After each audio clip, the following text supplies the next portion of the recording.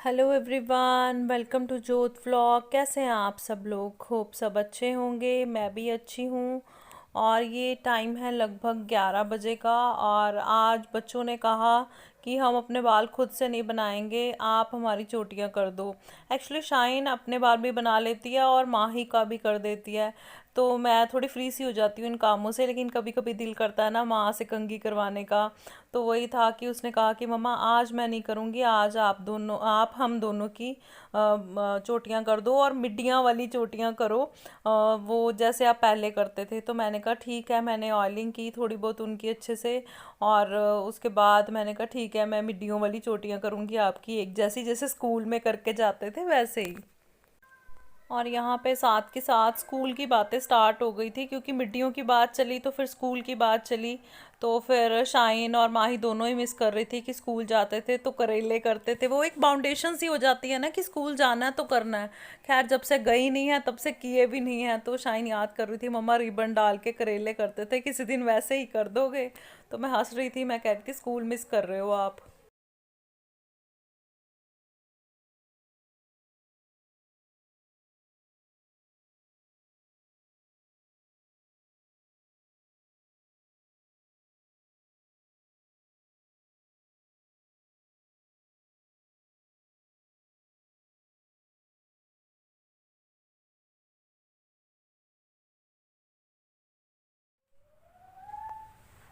Welcome back new अवतार में।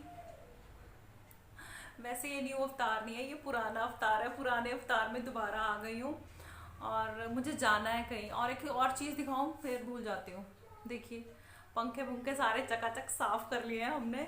रात में साफ किए, क्योंकि आपको पता है मुझे डस्ट की प्रॉब्लम है। और आवाज़ आ रही है ना बाहर से बहुत ज़्यादा। डोर बंद कर दूँ अब? तो ये मेरे को लगता है रोज़ हुआ करेगा शायद ना, मेरे को डोर बंद करना पड़ा करेगा। फिर मैंने इंदर की हेल्प ली इन कामों में। इंदर मेरी हेल्प करते हैं भाई, जिस काम में करते हैं मैं जरूर बताऊंगी, क्योंकि डस्ट से मुझे एलर्जी है इस वजह से। और कपड़े हैं मेरे, ये नए नहीं है, ये पुराने कपड़े हैं। मैंने आपको बताया था ना कि सर्दी के कपड़े निकल रहे हैं, तो ये किसी कोने में दबे हुए थे मेरे पुराने कपड़े, जो मेरा मन नहीं किया किसी को देने का। आप सब लोगों के साथ भी ऐसा होता होगा।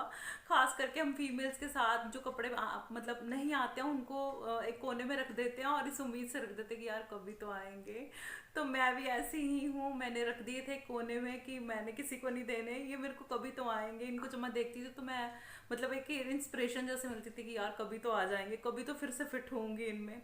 तो ये कपड़े निकले थे, जब बच्चों के कपड़े निकाले थे कुछ कपड़े, और कुछ टी शर्ट्स भी जो मेरी फ्रेंड ने मुझे गिफ्ट की थी। वो नहीं कि नहीं, मैंने जब मुझे मिली थी तो मैंने ऐसे ही मतलब उनको एक बार खोल के देखा था। बहुत अच्छी टी शर्ट्स हैं, आपको भी दिखाऊंगी। 4 टी शर्ट्स हैं। और उनको भी मैंने बेड में रख दिया था, हालांकि वो गर्मी वाले हैं, सर्दी वाली नहीं है। और उनको भी निकाला। और अब मेरे बच्चों को तो ये होता है जब बेड खुलता है ना, तो ये निकाल, वो निकाल, ये निकाल। तो ये भी एक टॉप उसमें से निकला था, और बच्चों ने कहा कि मम्मा ये किसका है? मैंने कहा मेरा है। तो उन्होंने कहा कि मम्मा निकालो, इसको पहन के देखना। तो फिर आज वो लोग जिद चढ़ गई, और मेरे को भी लगा कि चलो पहन के देख लेते हैं। और मैंने पहना और मुझे फिट आ गया, मैं बड़ी खुश हूँ। तो मैंने ये पहन लिया। अभी इंदर को नहीं पता कि मैंने इसको पहना हुआ है। वो आएंगे तो मतलब वो हैरान से हो जाएंगे। खैर, मुझे मार्केट भी जाना है। तैयार तो मैं हो गई हूँ, लेकिन ऐसे तैयार होकर यहाँ पे कभी नहीं मैं गई हूँ। मतलब यहाँ लोकल मैंने कभी नहीं पहने ऐसे कपड़े। हालांकि अभी देखती हूँ क्या करती हूँ। मुझे मार्केट के बहुत सारे काम है। मेरा सूट भी नहीं आया अभी तक, और उसके कुछ मैंने मतलब सिंपल सूट सिलवाया, ज़्यादा ताम झाम वाला नहीं सिलवाया, क्योंकि फिर डलते नहीं है। वैसे तो हम एक्साइटेड होकर सिलवा लेते हैं ना, काफ़ी ताम झाम वाले वैसे अच्छे भी नहीं लगते, और फिर वो डलते भी नहीं है। सिंपल सूट है तो सोच रही हूँ हल्की सी किनारी लगवा लूँ, क्योंकि बिल्कुल ही सिंपल है, प्लेन बिल्कुल। प्लेन तो नहीं, लाइनिंग है उसमें लगी हुई। तो उसमें कुछ ज़्यादा अच्छा भी नहीं लगना था। वो मेरे को लेने जाना है, अगर मुझे मिल गई तो लगवा लूंगी, अदरवाइज सिंपल है तो सिंपल रहने दूंगी। हल्की सी किनारी साइड्स पे मेरे को लगानी है, वो मेरे को काम करना है। और भी काफ़ी काम है जो इसी काम की वजह से रुके हुए हैं। तो मार्केट जाना है मुझे, और इंदर की कॉल आई है कि थोड़ी देर के लिए दुकान पे आ जा। सोच रही हूँ ऐसे ही चली जाऊँ और देखूँ उनका रिएक्शन क्या होगा। और बच्चे तो इतने एक्साइटेड हो गए, बच्चे कह रहे मम्मा आप तो ऐसे लग रहे हो जैसे वर्किंग वुमेन्स होती हैं, क्योंकि उन्होंने मेरे को कभी ऐसे देखा नहीं है। मतलब मैंने आपको बताया ना, काफ़ी देर बाद मैंने ये वाली टॉप तो खास करके मैंने बहुत देर बाद पहनी है। मतलब एक खुंजे में पड़ी हुई थी और अब निकली है। तो अभी ऑनलाइन क्लास माही की ख़त्म हो चुकी है, शाइन की चल रही है, और अगली वाली ऑफलाइन है। फ़ोन की ज़्यादा उनको दिक्कत नहीं है तो मैं जा सकती हूँ। और मैंने साग को तड़का लगा दिया है। टाइम 1:15 बजा है, 1:15 है। और अगर मुझे दुकान पे नहीं मैं अटकी तो मेरे को लगता है मैं आधे घंटे में वापस आ जाऊंगी अपने काम करके। मम्मा क्या कर रहे हो? लंच बना रही हूँ। भूख नहीं लगी?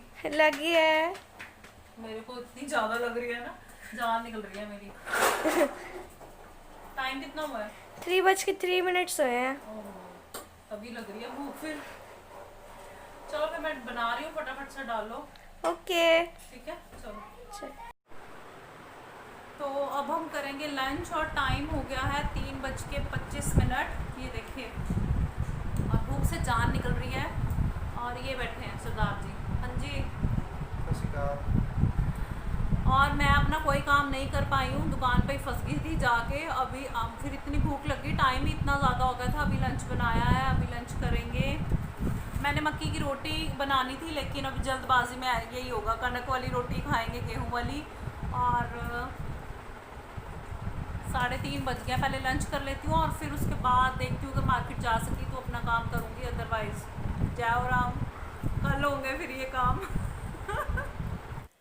और यहाँ पे हम लोग खा रहे हैं खाना, और साग बहुत ही टेस्टी बना था लेकिन मक्की की रोटी की कमी रह गई। मुझे बहुत पसंद है मक्की की रोटी, हालांकि मैं बनाने में परफेक्ट नहीं हूँ लेकिन काफ़ी पसंद है मुझे। लेकिन लेट ही इतना हो गया था तो फिर उसमें टाइम लगता है थोड़ा सा।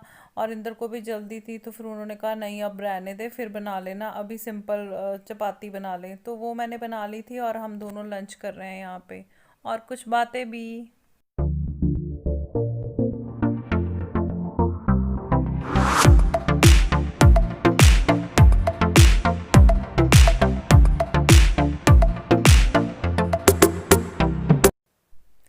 और ये शाम का टाइम है और मार्केट में दोबारा से नहीं जा पाई थी, फिर से निकलना मेरा हुआ ही नहीं।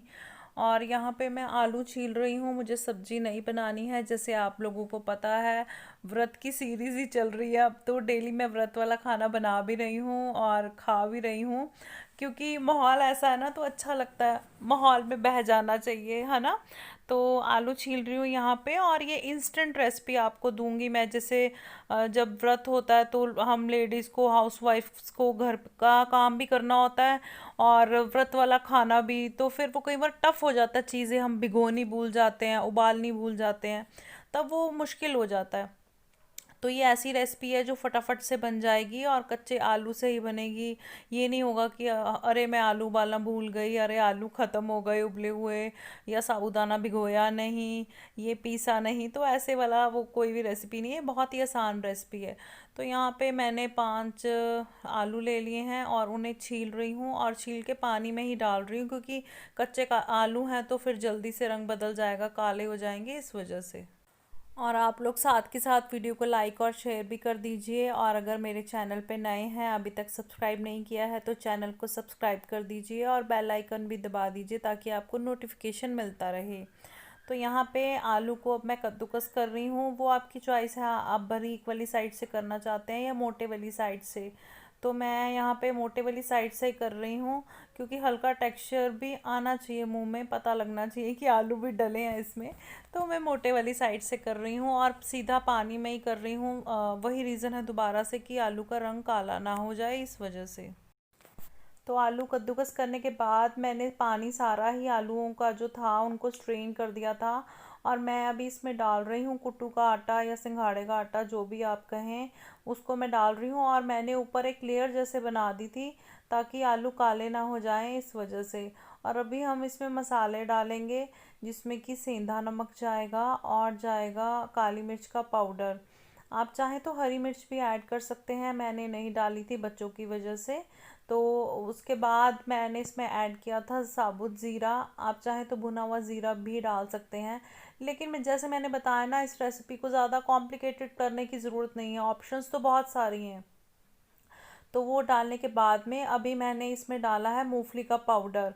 अभी ये भी ऑप्शनल है, वैसे मुझे ऐसे लगता है कि अगर आप फास्टिंग पे हैं तो जो छोटे मोटे काम जिनकी तैयारी आप पहले कर लेते हैं तो उनमें ये भी होता है कि मूंगफली का पाउडर भी आप बना के रख लीजिए। उसके लिए क्या करना है, आपको तवे पे मूंगफली को ड्राई रोस्ट करना है और मिक्सी में पाउडर बना के रख लेना है, क्योंकि व्रत में काफ़ी चीज़ों में जाती है, मूंगफली का पाउडर जाता है इस वजह से। तो और मैंने हरा धनिया ऐड किया है। अभी अच्छे से इसे मस लेंगे, मिक्स कर लेंगे हाथ से। और वैसे तो इसमें साबूदाने का पाउडर भी जा सकता है, आप राजगिरा का पाउडर डालिए, आप क्या कहते हैं उसे, जो सामक चावल है उसे भिगो के उसकी पेस्ट डाल सकते हैं, लेकिन वो कॉम्प्लिकेशन हो जाएगी ज़्यादा। ये सिंपल सोबर मतलब इंस्टेंट वाला है, तो इन चीज़ों से काफ़ी अच्छा पैनकेक बन जाता है। खैर मैंने अभी तक आपको बताया ही नहीं था कि मैं क्या बना रही हूँ। मैं आलू पैनकेक बना रही हूँ जो कि व्रत में खाए जाते हैं, व्रत वाले स्टाइल से। तो मैंने हाथों से अच्छी तरह इनको मसल लिया है, और ये कुछ ऐसा होना चाहिए, पानी हम इसमें नहीं ऐड करेंगे क्योंकि आलू में अपना ही मॉइस्चर होता है। तो ये उस स्टेज में तक जैसे मिक्स करेंगे जैसे ये बंधने लग जाए ना, जैसे आप हाथ में लेंगे तो ये बंधना स्टार्ट हो जाएगा, उतनी देर तक हम इसे मिक्स करेंगे। देखिए कुछ इस तरह से ये बंधने लग जाएगा। अभी ये बिल्कुल रेडी हो चुका है। और आप लोग कहेंगे कच्चे आलू में कुट्टू का आटा मतलब ये जो भी बनेगा वो सख्त बनेगा, क्योंकि ऐसे ही होता है। हम लोग जब कुट्टू के आटे के पकौड़े बनाते हैं तो उबले हुए आलू यूज़ करते हैं हम उसमें, ताकि सख्त ना हो जाए। तो उसका भी इलाज है। मैं यहाँ पे एक बड़ा चम्मच जो फ्रेश हमारी दूध के ऊपर से मलाई उतरती है ना, वो मैं इसमें डाल रही हूँ ताकि ये मॉइस्ट रहे, सॉफ्ट रहे, क्योंकि हमने कच्चे आलू डाले हैं। और कुट्टू के आटे के साथ कच्चे आलू का कॉम्बिनेशन कुछ मतलब हार्ड ड्राई रिजल्ट निकलता है उसका ना, जो भी चीज़ आप बनाएंगे तो काफ़ी ड्राई और हार्ड होगी। तो मलाई डालने से ये जो पैनकेक बनेंगे हमारे सुपर सॉफ्ट बनेंगे और बहुत ही टेस्टी बनेंगे। तो तवा यहाँ पे अच्छा गर्म हो चुका है। अभी मैं इसे ग्रीस कर लूँगी। आप चाहें तो नॉन स्टिक में बनाइए, मैं अवॉइड करती हूँ नॉन स्टिक। आप लोगों ने देखा ही है कि जो चीज़ नॉन स्टिक पे बननी है मैं उसको भी आयरन तवे पे बनाती हूँ, जैसे कि डोसा मैं आयरन तवे पे बना के ही ज़्यादा खुश होती हूँ। तो यहाँ पे हमने ग्रीसिंग कर ली है। अभी हम ऐसे एक बड़ा सा चम्मच लेंगे, उसके साथ हम डालेंगे, चाहे तो आप हाथ से टिक्की टाइप भी बना सकते हो, लेकिन ये पैनकेक है तो इस वजह से। और हमें इसे मोटा नहीं बनाना है क्योंकि कच्चे आलू हैं, पकने में टाइम लेंगे, तो अंदर से कच्चा ना रह जाए। हम इसे फैला के थोड़ा पतला कर लेंगे जिस हिसाब से पैनकेक होते हैं, और साइज़ अपनी मर्जी का रखेंगे। तो मैं चम्मच के साथ ही, सर्विस स्पून के साथ ही इसे फैला रही हूँ और सेट कर रही हूँ। अच्छी शेप आराम से आ जाती है, कोई दिक्कत नहीं आती है। और ज़्यादा हाई फ्लेम पे नहीं पकाएंगे क्योंकि हमें अच्छा क्रिस्पी कलर चाहिए और थोड़ा क्रंच भी आना चाहिए आलू का। तो मीडियम गैस पे इसे पकाएंगे, बिल्कुल लो पे भी नहीं, मीडियम गैस पे इसे पकाएंगे हम लोग। और ये देखिए साइड से ये ब्राउन होना स्टार्ट हो गया है, तब हम इसकी साइड चेंज करेंगे। अगर हम कच्चे को छेड़ेंगे तो टूट जाएगा। तो देखिए कितना प्यारा कलर आया, कितना क्रिस्पी बना है, क्योंकि हमने मीडियम फ्लेम पे इसे पकाया, हाई फ्लेम पे नहीं पकाया। तो दूसरी साइड से भी लगभग 1 सवा मिनट लगेगा, तो उस दूसरी साइड से भी सिक जाएगा और ये पैनकेक रेडी हो जाएगा। तो अभी मैं ये बन चुका है, अभी मैं इसको उतार लूँगी तवे पे से। ये देखिए दोनों तरफ से अच्छे से ये सिक चुका है। तो यहाँ पे मैंने प्लेटिंग कर ली है पैनकेक्स की, और साथ में मैंने सर्व की है सेब वाली चटनी खट्टी मीठी, जिसकी रेसिपी मैंने आपको कल दी थी, और पुदीने वाली चटनी। तो रेडी हैं आलू पैनकेक्स। हैप्पी नवरात्रि, आप लोग भी खा लीजिए। तो चलिए मिलती हूँ कल एक नई वीडियो के साथ, तब तक अपना और अपनी फैमिली का रखिए ख्याल। Bye bye.